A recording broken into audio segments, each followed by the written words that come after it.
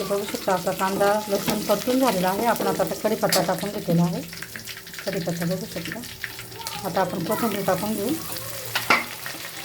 अशा पद्धतीने ते छान परतून घ्यायचं आहे कोथिंबीर.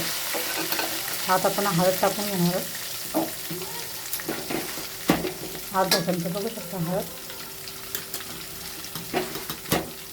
1 चमचा लाल तिखट, अंबारी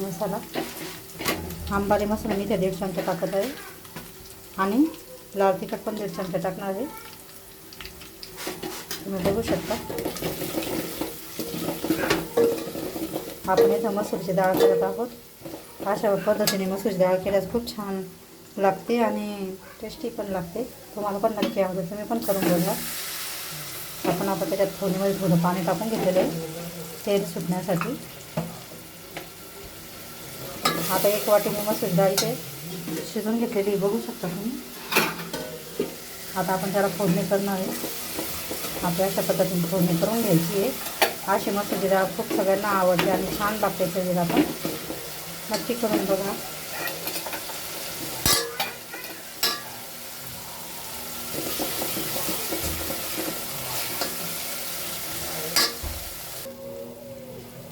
आता तुम्ही इथे बघू शकता आपल्या फोडणीला छान कलर आलेला आहे, तेल सुटलेलं आहे. ते बघू शकता. आपण इथं आता मसूरची डाळ शिजलेली मसूरची डाळ टाकून घ्यायची आहे. अशी छान फोडणी करून घ्यायची आहे. तेल सुटले ते आपण त्याच्यात मसूरची डाळ टाकून घेऊ.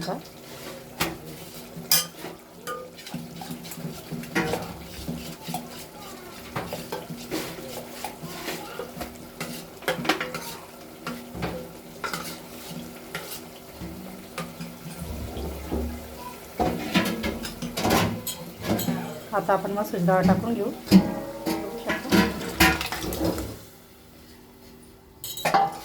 अशा पद्धतीने आता त्याला छान मिक्स करून घ्यायचं आहे, छान हलवून घ्यायची आहे. अशा पद्धतीने आपली डाळ तयार होते. आणि आता आपल्याला जेवढं पाणी वाटल्यास तेवढं, मग जेवढी ठेवायची तेवढी तुम्ही ठेवू शकता. 1 ग्लास पाणी टाकून किंवा घट्ट पातळ तुमच्या आवडीनुसार. आता मी इथे 1 ग्लास पाणी टाकून घेणार आहे. अशा पद्धतीने इथे बघू शकता आपली डाळ किती छान तरंग आलेला आहे तिला. आणि बघता क्षणी अशी ही डाळ खावीशी वाटते. इथे मी मसूरची डाळीचं वरण म्हणू शकता तुम्ही, मसूरची डाळ म्हणू शकता. अशा पद्धतीने मी डाळ केलेली आहे. आणि आता अर्धा चमचा आपण तुमच्या मीठ आवडीनुसार टाकू शकता. अर्धा चमचा किंवा 1 चमचा मी आता एवढं मीठ टाकून घेणार आहे. आणि 2 उकळी आली की थोडं उकळू द्यायचं त्याला. उकळी आली की गॅस बंद करून टाकायचा आहे.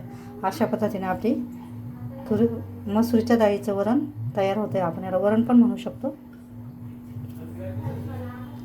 हे बघू शकता तुम्ही. आपल्याला बघता क्षणी ती खावीशी वाटते, सगळ्यांना आवडते आणि चवीला पण खूप छान लागते. ही डाळ तुम्ही, हे वरण मसूरच्या डाळीचं वरण तुम्ही पोळी, वरण भात भाजी, वरण भात, खिचडी, भाकरीसोबत पण तुम्ही खाऊ शकता. अशा पद्धतीने वरण तुम्ही पण करून बघा. आवडल्यास लाईक करा, शेअर करा, सबस्क्राईब करा. व्हिडिओ बघितल्याबद्दल धन्यवाद. आता आपण त्याला 2 उकळी काढून घेणार आहोत.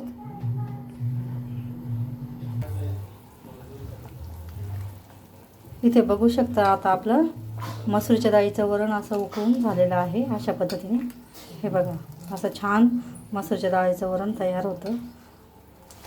तुम्ही पण नक्की करून बघा. आणि इथे आपण आता गॅस बंद करून घेणार आहोत. मसूरच्या डाळीचं वरण हे सगळ्यांना छान आवडतं. लहान मोठे सगळे खाऊ शकतात. आणि मोठ्या कुटुंबासाठी, छोट्या कुटुंबासाठी पण हे छान असते ही भाजी. आवडल्यास लाईक करा, शेअर करा. व्हिडिओ बघितल्याबद्दल धन्यवाद.